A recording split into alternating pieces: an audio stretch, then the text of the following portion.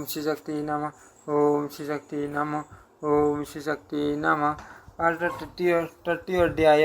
वृत्रासुर का देवलोक पर आक्रमण बृहस्पति द्वारा इंद्र की व्रतसना करना और वृत्रासुर को अजय बताना। इंद्र की पराजय तपस्या के निर्देश से वृत्रासुर का ब्रह्मा जी को प्रसन्न करने के लिए तपस्या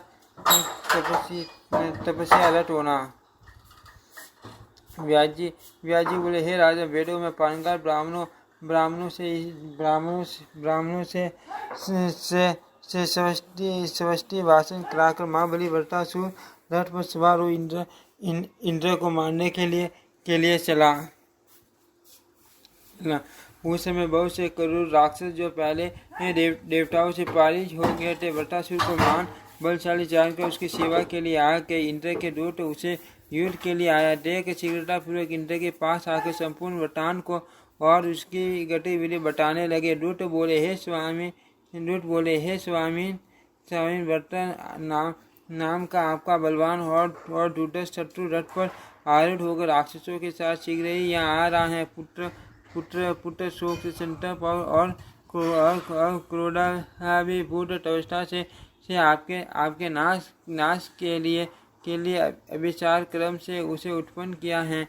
हे महाभाग, शीघ्र ही रक्षा का उपाय कीजिए। सुमेरु और मंदाचल के समान अत्यंत भयंकर प्रतीत होने वाला वह वृत्रासुर घोर गर्जन करता हुआ अब शीघ्र यहाँ आ रहा है। इसी बीच अत्यंत भयभीत देवगण वहाँ करते दूतों की बात सुन रहे देवराज इंद्र से इस प्रकार कहने लगे। गण बोले, हे इंद्र, इस समय स्वर्ग में अनेक प्रकार के अपशकुन हो रहे हैं।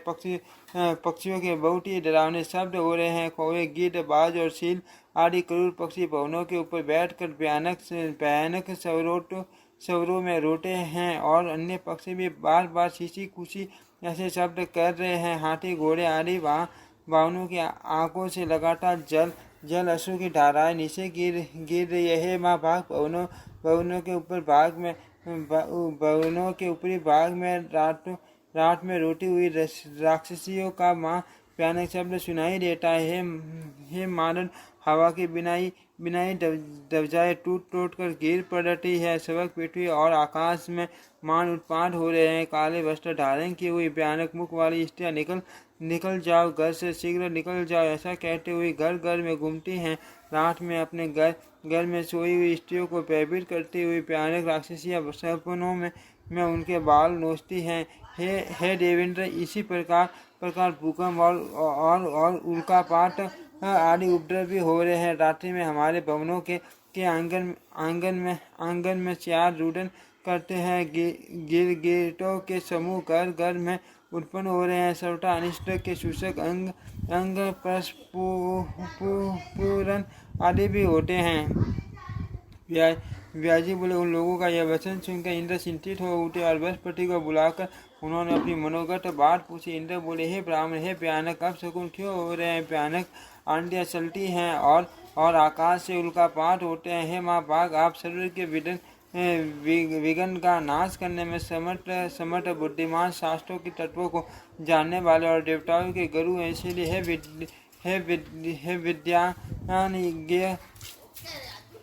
विद्वान यज्ञ आप हमारी शांति के लिए शत्रुओं का नाश करने वाला कोई शांति क्रम कीजिए, जिस प्रकार मुझे टूक न हो आप वैसा कार्य कीजिए। बृहस्पति बोले, हे शस्त्र नेत्रों वाले इंद्र, मैं क्या करूं? आपने बहुत बड़ा पाप कर डाला। निरपराध मुनि को मारकर आपको क्या लाभ प्राप्त आपने क्या लाभ प्राप्त कर लिया? पुण्य और पाप का अत्यंत उग्र फल शीघ्र ही प्राप्त होता है। इसीलिए ऐश्वर्य की इच्छा रखने वालों को विचार पूर्वक कार्य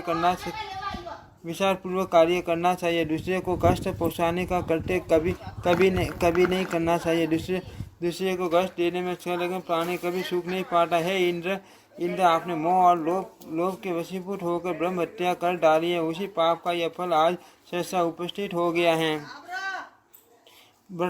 वृत्र नाम वाला यह असुर जन्म से ही देवताओं से अवध्य है। बहुत से दानवों से गिरा हुआ वह आपसे मारने के लिए चला आ रहा है। इंद्र, तपस्या के द्वारा दिए वे उन सभी वज्रतुल्य तथा दिव्य आयुधों को लेकर वह उपस्थित हो रहा है। दुर्धर्ष तथा प्रतापी वह रथ पर आरूढ़ होकर पल्ले पल्ले मचाते हुए चला आ रहा है। देवेंद्र उसकी मृत्यु नहीं होगी। बृहस्पति ऐसा कह रहे थे कि वहाँ कोलाहल मच गया। गंधर्व, किन्नर, यक्ष, मुनि, तपस्वी और सभी देवता अपने अपने भवन छोड़कर भाग चले। उस मान आश्चर्य को देखकर इंद्र चिंतित हो उठे। तब उन्होंने सेवकों को सेना तैयार करने का आदेश दिया। वसु, रुद्र, अश्विनी कुमारों, आदित्य, पूषा, भग, वायु, कुबेर, वरुण और यम को बुलाओ। सभी श्रेष्ठ देवता आयुधों के साथ विमानों पर आरूढ़ होकर यहाँ शीघ्र आ जाए, क्योंकि अब शत्रु आने ही वाला है। ऐसी आज्ञा देकर देवराज अपने श्रेष्ठ गजराज एराट पर सवार होकर बृहस्पति को आगे करके अपने भवन से बाहर निकले। वैसे ही अन्य सभी देवता भी हाथों में शस्त्र लेकर अपने अपने वाहनों पर सवार होकर युद्ध का संकल्प करके चल पड़े। उधर वृत्रासुर भी विशाल दानवी सेना के साथ वृक्षों से सुशोभित रमणीय तथा देवताओं से सेवित मानसरोवर के उत्तरवर्ती पर्वत पर आ गया। बृहस्पति को आगे करके सभी देवताओं के साथ इंद्र ने भी उस मानुषत्र पर्वत पर आकर संग्राम किया। तब गदा, तलवार, परिग्रह, पास, बाण, शक्ति और परशु आदि युद्धास्त्रों के द्वारा वृत्रासुर और इंद्र में भयानक युद्ध हुआ। मनुष्यों में और विशुद्ध हृदय वाले ऋषियों के लिए अत्यंत भयकारी वह युद्ध मानव वर्ष की गणना से 100 वर्ष तक चला। उस युद्ध में सबसे पहले वरुण और उसके बाद मरुदगण पलायन करके इसी प्रकार यम, अग्नि, इंद्र जो भी थे वे सभी युद्ध से निकल भागे। इंद्र आदि प्रमुख देवताओं को भाग कर जाते देखकर वृत्रासुर भी प्रसन्नतापूर्वक आश्रम स्थित अपने पिता के पास गया और उन्हें प्रणाम करके बोला, हे पिताजी, मैंने आपका कार्य कर दिया। युद्ध भूमि में आए हुए इंद्र से सभी देवताएं मुझसे पराजित हो गए। वे सब उसी प्रकार भयभीत होकर अपने स्थानों को भाग गए, जैसे सिंह से डरकर हाथी और मृग भाग जाते हैं। इंद्र तो पैदल ही भाग गए। मैं हाथियों में श्रेष्ठ इस ऐरावत को ले आया हूँ। हे भगवान आप इस गज श्रेष्ठ को ग्रहण करें। मैं उन सबको इसलिए नहीं मारा क्योंकि डरे हुए को मारना अनुचित होता है। हे तात, आप पुनः आज्ञा कीजिए कि मैं आपका कौन सा इष्ट कार्य करूं। सभी देवता भयभीत और युद्ध श्रम से क्लांत होकर भाग गए। भयभीत इंद्र भी ऐरावत छोड़कर भाग गया। व्यास जी बोले, पुत्र का यह वचन सुनकर त्वष्टा ने प्रसन्न होकर कहा, आज मैं पुत्रवान हो गया हो, मेरा जीवन सफल हो गया। हे पुत्र, आपने आज मुझे पवित्र कर दिया, मेरा मानसिक संताप चला गया। आपके अद्भुत पराक्रम को देखकर मेरा मन शांत हो गया। हे पुत्र सुनो, अब मैं आपके हित की बात कह रहा हूँ। हे माँ बाघ, अब आप पूर्वक आसन पर बैठकर सावधान होकर तपस्या करो। किसी का भी विश्वास मत करना। वह आपका शत्रु इंद्र छल करने वाला तथा अनेक प्रकार की भेद नीति में निपुण है। तब से लक्ष्मी की प्राप्ति होती है, तब से उत्तम राज्य की प्राप्ति होती है, तब से बल की वृद्धि होती है और संग्राम में विजय की प्राप्ति होती है। भगवान ब्रह्मा की आराधना करके उनसे उत्तम वर प्राप्त कर आप उस दुराचारी ब्राह्मण के हत्यारे इंद्र को मार डालो। आप सावधान और स्थिर होकर कल्याणकारी तथा वरदाता ब्रह्मा जी की आराधना करो। प्रसन्न होने पर 4 मुख वाले ब्रह्मा जी आपको अभिष्ट वरदान देंगे।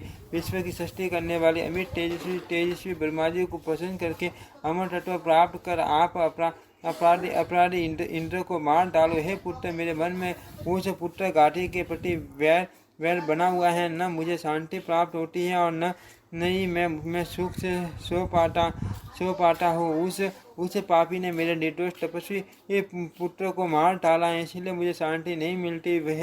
हे वृत्र, आज मुझ दुखी का उद्धार करो। व्यास जी बोले, तब पिता का वचन सुनकर वृत्रासुर कुपित हो उठा। पिता से आज्ञा लेकर वह प्रसन्नतापूर्वक तपस्या करने के लिए चला गया।